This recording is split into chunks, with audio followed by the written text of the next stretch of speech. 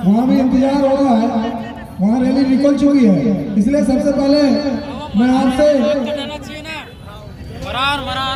मंच पे सबसे पहले मुझे बोलने का अवसर देने के लिए कहा गया, मैं इसलिए कहा गया तो हम लोगों की सबकी धड़कनें तेज हो गई। सब लोग आके उनसे कहने लगे कि भैया चिंता नहीं करना, अभी हम लांजी बचा है, चिंता नहीं करना, अभी लांजी बचा है। सातवें राउंड में आते तक के हम लगभग 12,000 वोटों से पीछे होने लग गए थे और आठवां राउंड जैसे ही खुला और हमने 321 वोट से 320 वोट से जैसे हमने बढ़त लिया, हमने बोले अब ये बढ़त बढ़ती चली जाएगी, पीछे नहीं होने वाला है। और वो बढ़त जा करके हम ऊपर नीचे होते रहे, धड़कन कभी बढ़ती थी, शांत होते थे। कार्यकर्ता अंदर देख रहा था, मैं एक कार्यकर्ता, हमारे वरिष्ठ नेता भी थे, हमारे साथ में कनिष्ठ नेता भी थे, लेकिन किसी का उत्साह कम नहीं हो रहा था। मुझे लग रहा था, विश्वास था कि हम अंततः चुनाव जीतेंगे और जिस तरह से हमने लड़ाई लड़ा है हम चुनाव जीते और आपके विश्वास पर इसी तरह से हम खड़े उतरेंगे। आप लोगों का बहुत बड़ा योगदान रहा है, आप लोगों का बड़ा आशीर्वाद रहा है। हर गलियों तक के हम लोग दम होता है। प्रत्याशी अगर चाहे वो सरपंच का हो, जनपद का हो, जिला पंचायत का हो, विधानसभा का हो या लोकसभा का हो, वो तो चुनाव लड़ता ही लड़ता है, लेकिन हर बूथ और गाँव के अंदर में कार्यकर्ता चुनाव लड़ता है। जब मैं चुनाव में निकल रहा था तो वो कहते थे कि भाई 10 साल तक के दीपक नहीं जल रहा है, 20 साल तक के दीपक नहीं चल रहा है, कमल का फूल नहीं खिल रहा है। और हम पूरे आत्मविश्वास के साथ में आगे बढ़ रहे थे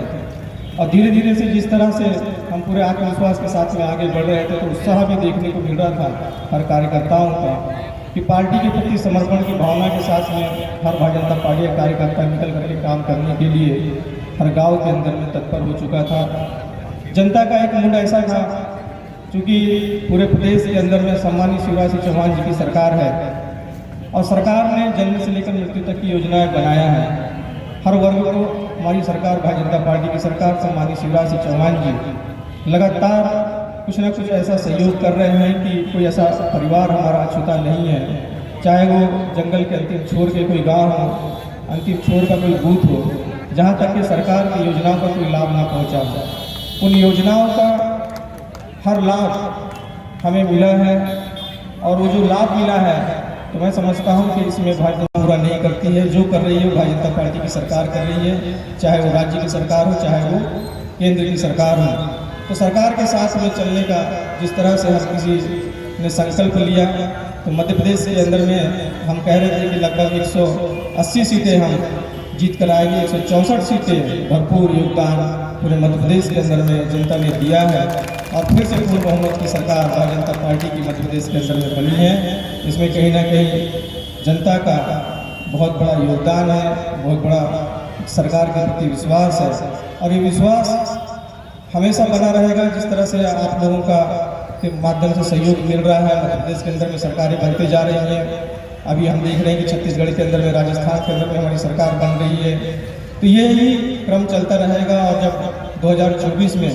फिर से कार्यकर्ता भी 2-3 दिन सुस्ताएगा और फिर 2024 की चर्चाएं करने लगेगा और फिर से हमको कमर बांधना है। 2024 की तैयारी में फिर जाना है और जो हमारा लोकसभा का प्रत्याशी होगा उसके लिए पूर्ण समर्पण के साथ हमको काम करना है ताकि प्रदेश के अंदर में हमारी सरकार बनी है, देश के अंदर में भी हमारी सरकार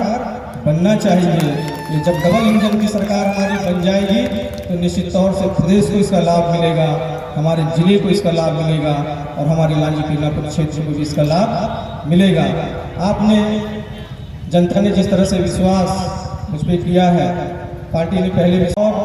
पूरा विश्वास जनता ने किया है कि नए प्रतिनिधि के रूप में आपने मुझे जिला पंचायत के रूप में देखा है, जनपद पंचायत अध्यक्ष के रूप में देखा है, अब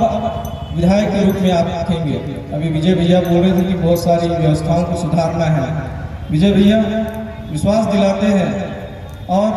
मेरा जनता और भारतीय जनता पार्टी के हर कार्यकर्ताओं से भी निवेदन है कि जहाँ जहाँ सुधार की आवश्यकता आप लोगों को लगेगी, हमसे कहीं चूक होगी तो धीरे से आकर आप मेरे कान पे बता देना कि भाई राजकुमार भैया ये गलती आपसे हो रही है। ये बात विश्वास रखिए, आप लोगों ने 20-25 साल तक के आपने मुझे देखा है, अगर मेरी बुराइयाँ मेरे कानों में आप चुपचाप बता देंगे तो उस पर जल्दी मैं सुधार कर लूँगा और निश्चित तौर से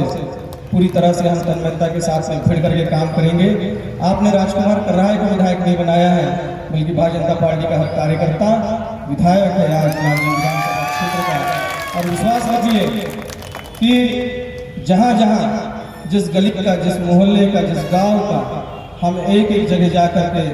जनसंपर्क के माध्यम से आपके पास में जो जो योजनाओं का लाभ हमारे गरीब परिवारों को नहीं पहुंचा है, जिन जिन गलियों का, जिन जिन मोहल्लों का विकास जिस तरफ में होना चाहिए था, अगर वो नहीं हुआ है, जिन गाँवों का विकास नहीं हुआ है,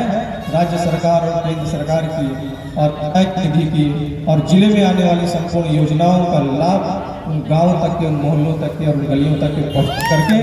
हम हर पंचायत को एक मॉडल के रूप में उभारने का काम करेंगे, ताकि जब लांजी विधानसभा क्षेत्र के अंदर में किसी भी छोटे बड़े गांव पंचायत के अंदर में बाहर का कोई व्यक्ति आए तो उसे यह एहसास होना चाहिए कि हमारा लांजी विधानसभा क्षेत्र का हर एक गाँव पूरी तरह से पूर्ण विकसित है, पीने का स्वच्छ जल है,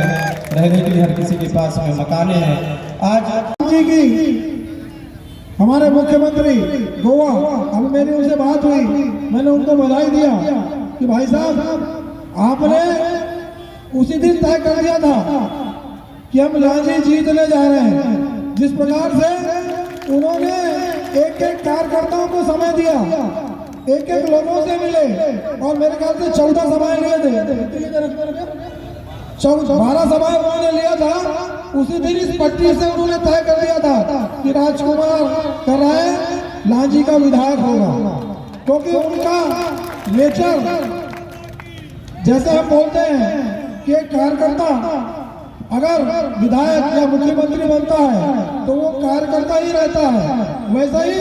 मैंने उनसे बोला था रात में कि भाई साहब हमें ऐसा लगा ही नहीं कि आप किसी देश के मुख्यमंत्री हैं। तो उन्होंने कहा सत्यनारायण मैं एक कार्यकर्ता हूँ, बाद में मुख्यमंत्री बना हूँ। तो एक कार्यकर्ता अगर मुख्यमंत्री बनता है तो जमीन पे ही रहता है और कार्यकर्ताओं के मनोभाव को भी समझता है। और वैसे ही आज आपके बीच में राजकुमार कर्राय